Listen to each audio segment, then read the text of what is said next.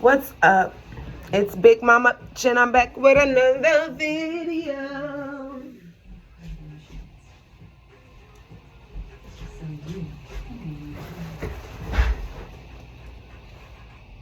What's up? It's Big Mama Chin. I'm back with another video. Please like and share.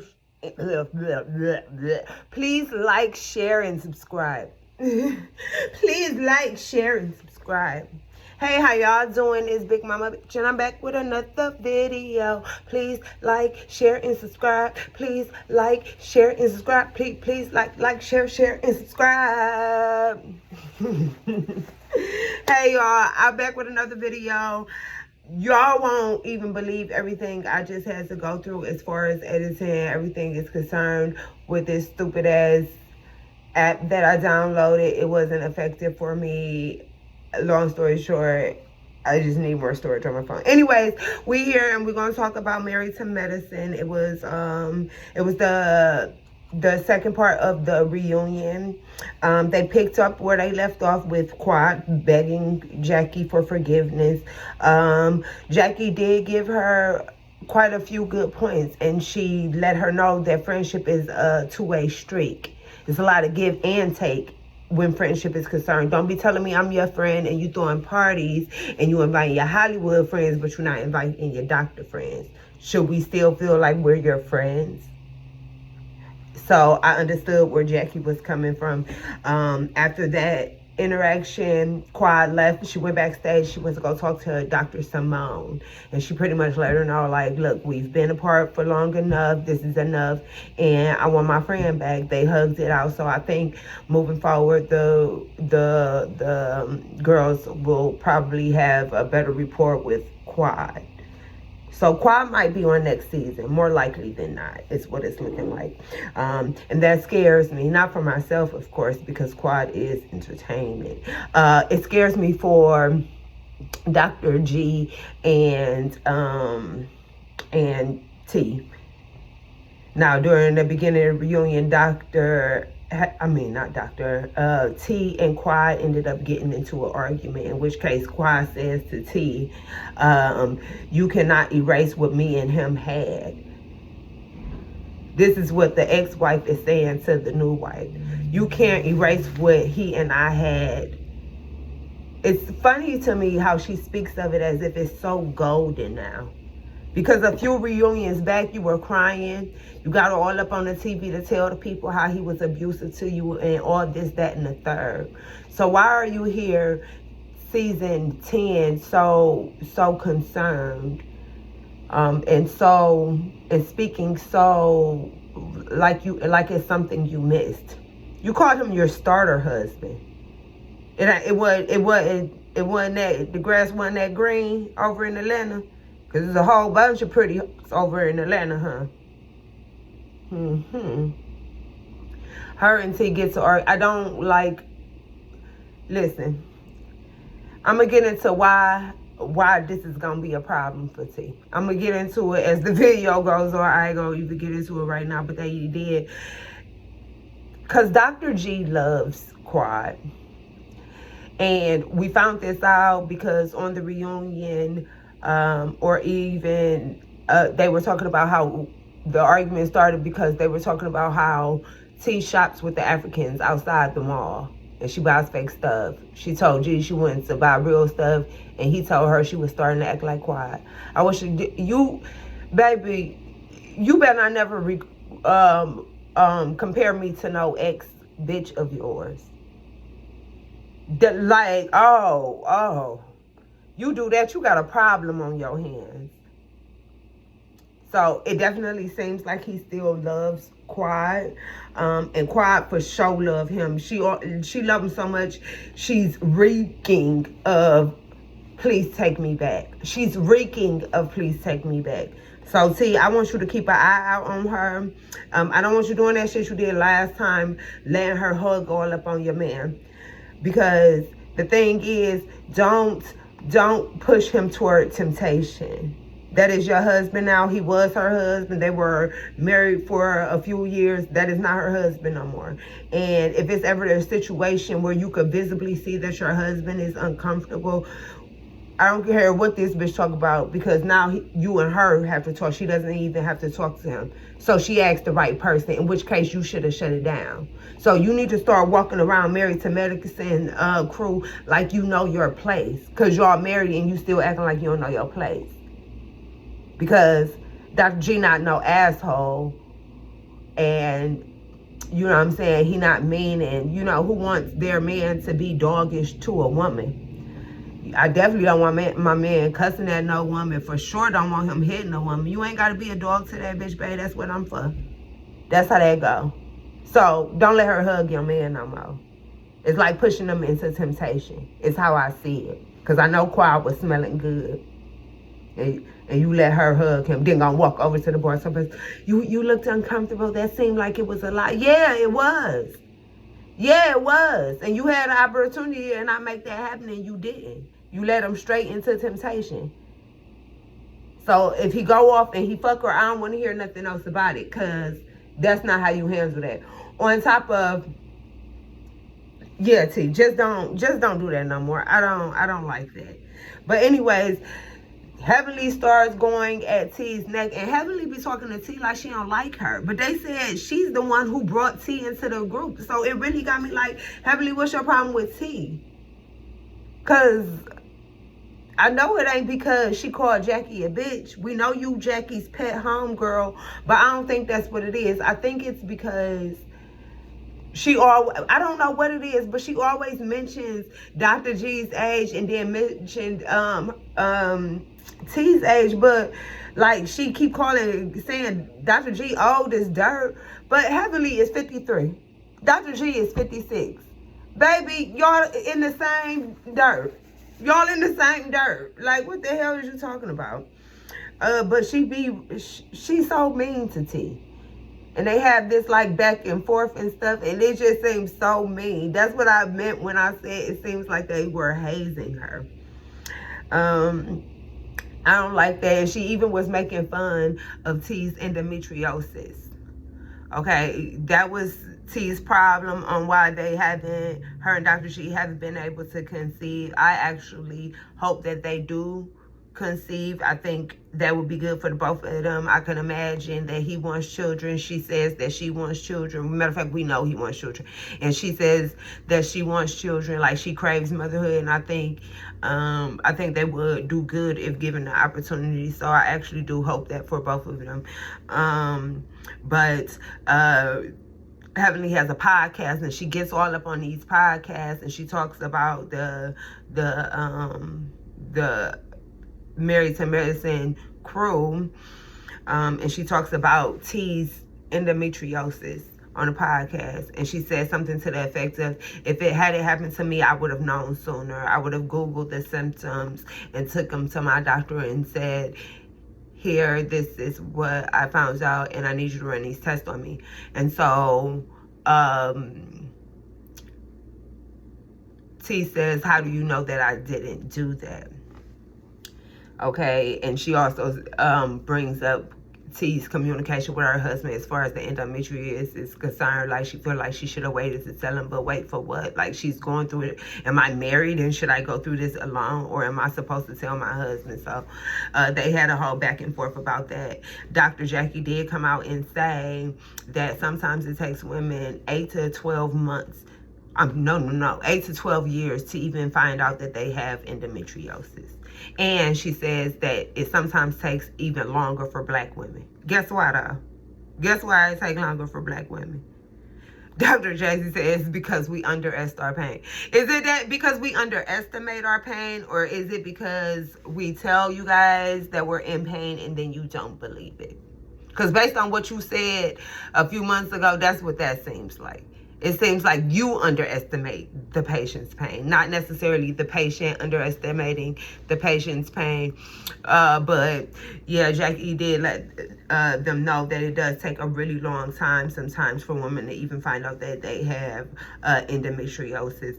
And I'm going to go with Dr. Jackie said. So you, with your notes that you done, scribbled up off of Google, and say to your doctor, since you only the doctor of teeth, I'm going to listen to that gynecologist and listen to what she got to say. Okay? And she said it takes over a decade sometimes for women to even find out that they have this issue. So it's not anybody's fault that they didn't know any sooner. And I think it's ignorant that that you would even say that. These people is crazy. They ended up bringing Alicia out. Baby, when Alicia came out on the stage talking shit, Andy asked her, how was everything as far as, joining the group? And she said they were wild. It was chaotic. She said loud, arguing, fussing. She actually didn't say anything nice about them hoes. Her dress was cute. Toya's dress was real cute too. Toya's dress, I know I said last week it was okay, but I seen her with it on and she was standing up. And it wasn't too short, it wasn't too long, it was just right. And then it was like pink. She looked like a little doll. She looked like a doll. She looked so pretty. And then it was like pink and it was form-fitting and then it flared out. It had like flower tulle underneath. It was so pretty. I was like, oh my God, I didn't see it last week. But anyways, so that's that. She comes out. Now, based on her interaction on the show, and her comments and everything that was said, it seems as if Kima gave her some type of pep talk before they came on the show. Like, it seemed a bit rehearsed. Like, am I tripping or did it seem a bit rehearsed? Like, they had went over a few lines. Like, when they ask you, why are you trained? Tell them that we just play like that. Like, just say, we just play like that. I just be playing with you, babe. We just play. Like, it seems so rehearsed. So she goes, the guys come out, and then the women go in the backstage, and then they bring up the whole training thing. And she says, yeah, it's a joke. He plays like that. And Toya's like, girl, that's not no joke. He don't say we train each other. He's just saying, I train you. So if it is the joke, then, bitch, you're the joke. You're the joke. Ain't no way in hell. I don't care how in check my nigga got me. If you really got me in check like that, people should be able to look and see. It ain't for you to go, oh, look. Oh, look. Look how I got hurt. Like, he really be on that, like, yeah, look. She in check. Like, you're a lame. You're a fucking cornball. And shout out to your fucking medical degree. Because without it, you'd be nothing. You are you're skinny as fuck. You're ugly as fuck. Like, you're a cornball. And you're a cornball. It breathes insecure is what it sounds like. But the thing is, you insecure and that bitch insecure too. You gotta be to be sitting somewhere letting a nigga talk to you like that. Not only in the privacy of your own home is he talking to y'all like that. When y'all go outside, the nigga still playing crazy. And you doing all that and you don't even get no head. You must be crazy. You must be crazy. Ha! Ha! Ain't no way in the fuck you doing all that. So, they say something about the whole training and then, she's like, y'all say stuff about him, me being at home with the kids all the time, but how do you not know that that's what I want to do? I want to be at home with the kids. I enjoy being a mother, and then he goes out to provide for the family. That's cool and all, but the thing is, you work too. You work too. Because Kima trying to convince us that your marriage is 51-49. It's giving more like 20-80. And you're getting 20, but you're giving 80.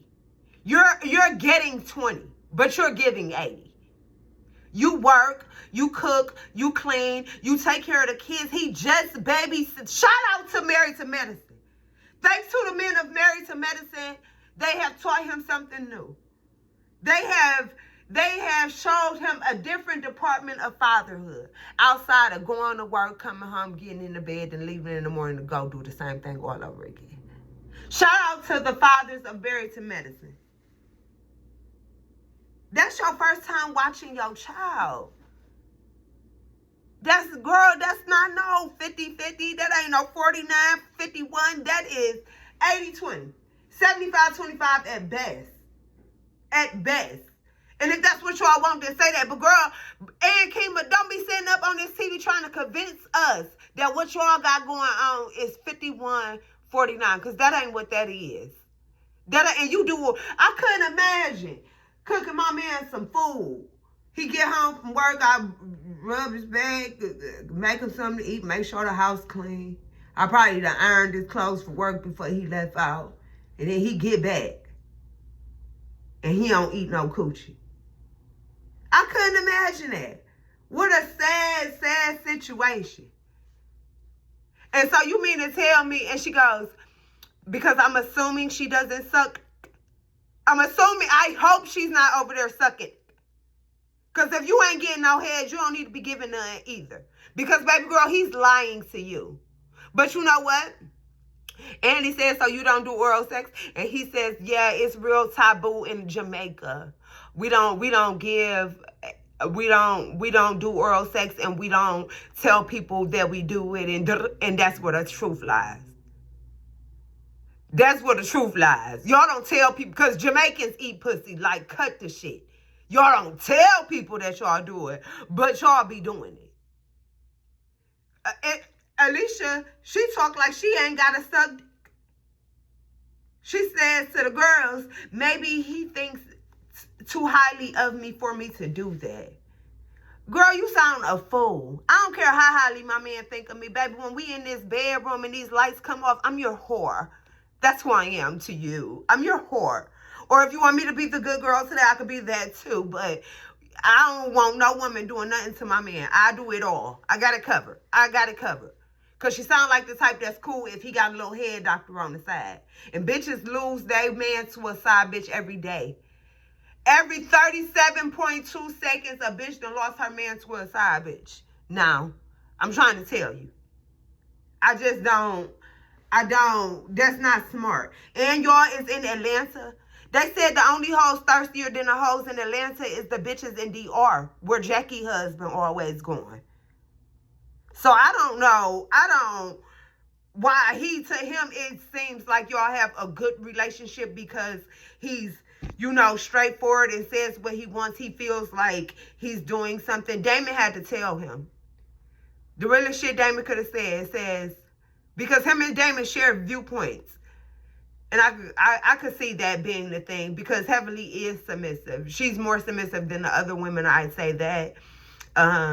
But Damon, how he talked to her, Damon don't talk to Heavenly like that. I couldn't even see Damon ever talking. It was one time Damon had to check her and tell her to shut up and get her ass in this car, and they left the party. And it still was nothing like that.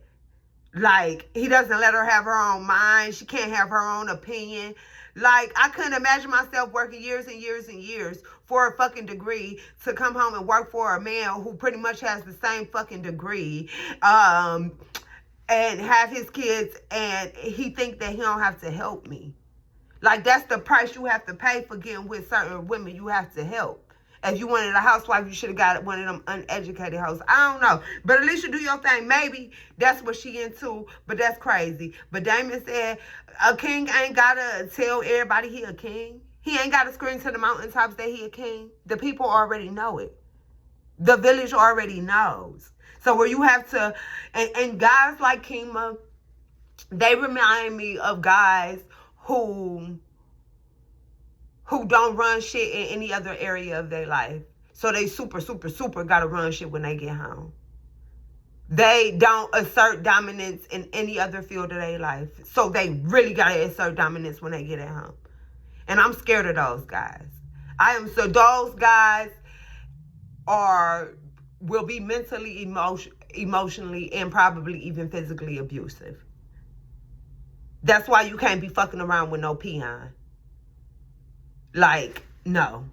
So even if they have the same values, Damon is more of one that is sure of himself, where Kima is maybe he has to just grow old. Because I don't know. We ain't known Damon forever, but Kima just rubs me the wrong way. He has his own opinions about black women, they're independent and this, that, and the third, like American women. And we are independent. And a lot of us are okay with that, because when you're not independent, what it comes down to is, this is why women are independent, because you can either wait for a man to give you what you deserve, or you can go without it, or you could work hard and try to give it to yourself, because oftentimes the first two had the same result. So that's why women are independent. Okay. But I recently was at work like a few days ago. We have a couple of African guys work at the job. One of the American girls asked the guy and says, well, would you say that American women are easier than African women? And he said, yeah, absolutely.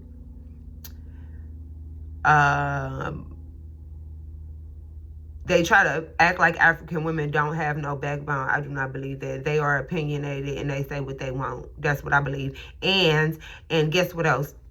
And they be about their money. They be about their money. All they care about is money. Now, it's two African dudes. They both said that, and they started laughing. They're like, man, all they care about is money. Yeah, so that's really a thing. Okay. And they said, but American women, once, all you have to do is get them to like you. Once they like you, they'll do anything for you. I didn't even know how to feel about that statement. I didn't even know, like, should I be offended? Because it's kind of borderline facts, but it's like, we don't need y'all to know that. And because I've heard that the execs, now this is two African people, and I've heard that pretty much the same thing from a Jamaican guy before. So in my mind, all black foreigners feel this way about black people. That's why they be trying to come over here and get them a black woman or an American woman. Now, I